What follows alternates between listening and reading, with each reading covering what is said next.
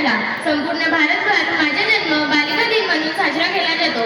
मी सावित्रीबाई फुले, हो तीच, जिच्यावर दगड फेकले गेले, जिच्या अंगावर शेण टाकलं गेलं, पण तरीही मी शाळेचा रस्ता सोडला नाही. लोक म्हणाले बाई शिकली तर घर उडेल, पण मला वाटलं बाई शिकली तर देश उभा राहील. दररोज शाळेला जाताना मी 2 साड्या न्यायची, पण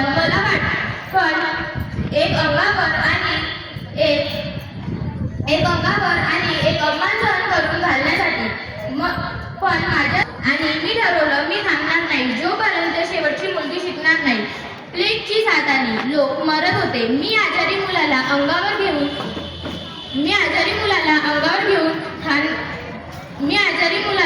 खांद्यावर घेतलं. लोक म्हणाले मरण येईल. जर माझ्या मरणामुळे कुणाचे जीवन वाचत असेल तर ते मरण माझ्यासाठी पूज्य आहे. मी सावित्रीबाई फुले. मी फक्त इतिहास नाही, मी प्रश्न आहे तुमच्यासाठी. आजही जर एखादी मुलगी शिकत नसेल तर माझं काम अजूनही अपूर्ण आहे.